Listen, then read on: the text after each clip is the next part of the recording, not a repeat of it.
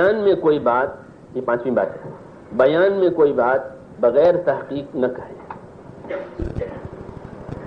جی ہاں، کیونکہ بیان ذمہ داری کی بات ہے اور لوگ سب سنتے ہیں.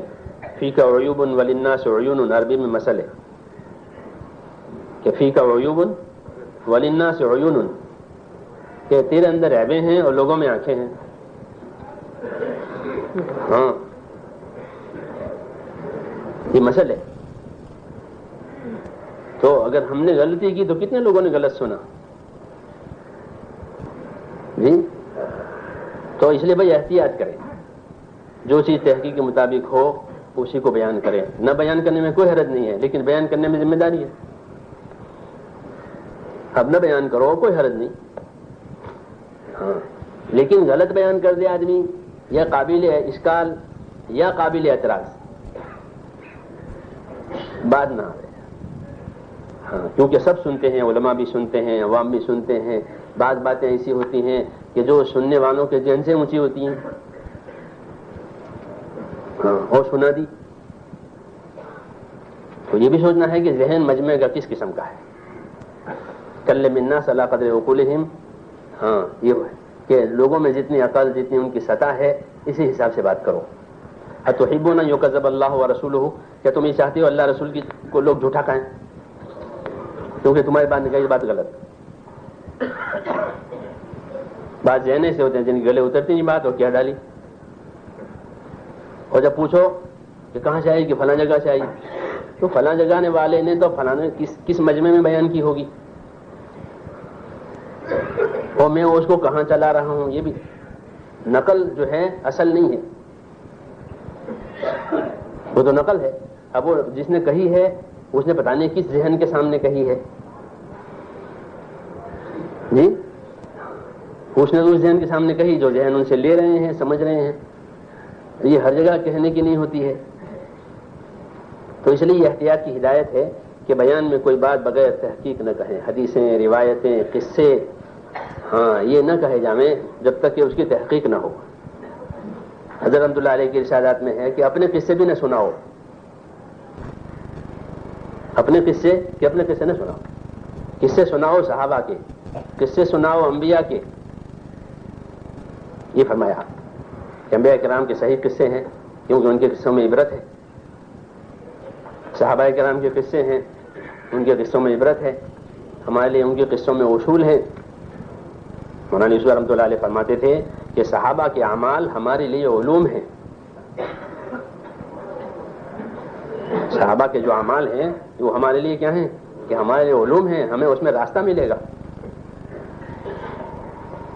پہلے صحابہ رضی اللہ تعالیٰ عنہ کے واقعات، انبیاء کرام کے قصص یہ تو ہیں، مگر وہ بھی صحیح.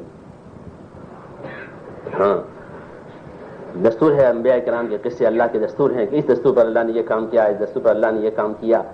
تو ان کے قصے اپنے قصے نہ سنائے گئے.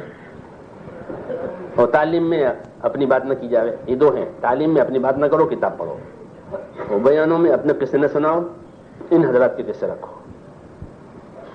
نصرتوں کے، قربانیوں کے.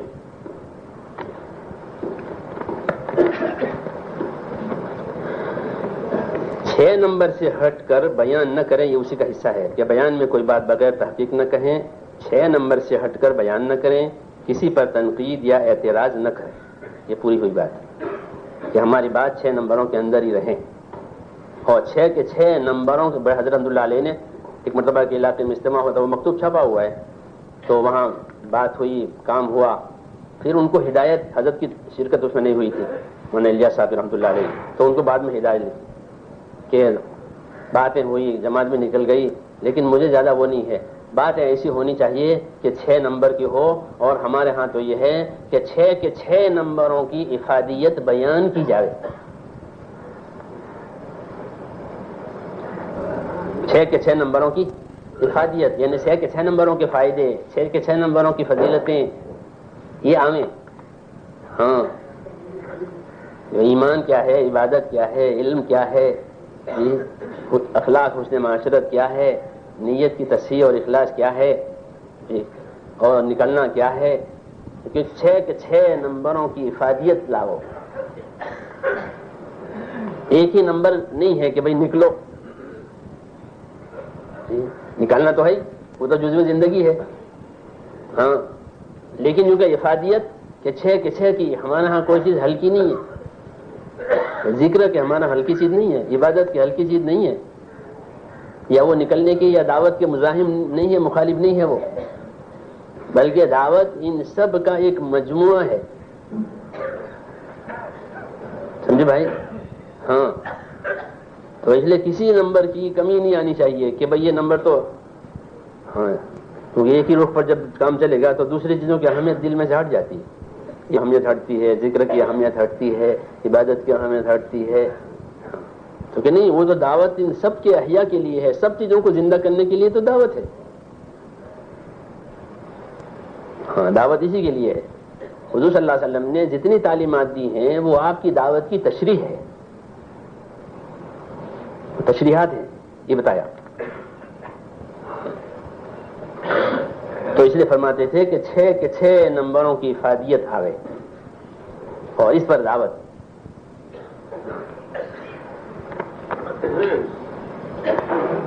ہاں، تشکیل ضرور ہونی چاہیے، بغیر تشکیل کے نہ چھوڑ جاوے، خالی پوچھ لینا تشکیل نہیں ہے، بلکہ باقاعدہ مجمع پر اپنی 6 کے 6 باتوں کی افادیت بتا کر مجمع پر بوجھ پڑے، مجمع پر بوجھ ڈالا جاوے ان پر، اور تاکہ لوگ نکلیں اللہ کے راستے میں، جب نکلیں گے تو ان کی سمجھ میں بات آئے گی، اور ہم نے اسی لیے بات کی ہے، تو اس لیے بیان کی اہمیت اسی وجہ سے ہے، ورنہ بیان اپنے شوق سے نہیں کرنا ہے کہ بھئی بیان کا شوق پیدا ہو گیا، کہ نہیں، بیان کا شوق اچھی بات نہیں ہے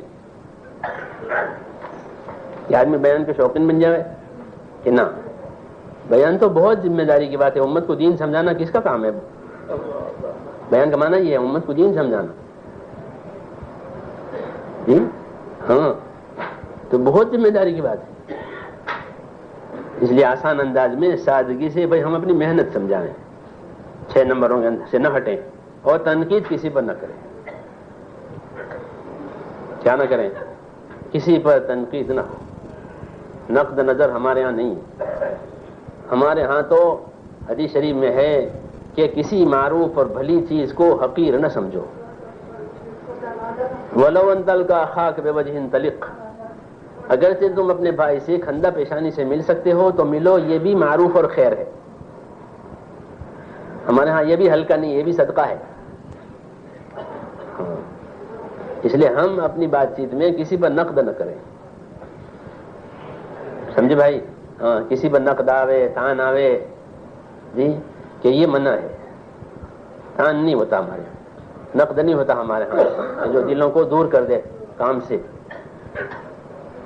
اس میں احتیاط کرنی ہے، کسی پر اعتراض نہ کریں، ہاں، یہ اس سے بھی زیادہ سخت ہے، نقد سے بھی زیادہ، کہ کسی پر اعتراض کریں بات کرتے ہوئے، کہ ان کے قول فعل میں تعارض ثابت کریں، یہ اعتراض ہے، اس کو کہتے ہیں کہ کسی کے قول فعل میں تعارض ثابت کریں، کہ ہاں کہتے یہ ہیں کرتے یہ ہیں،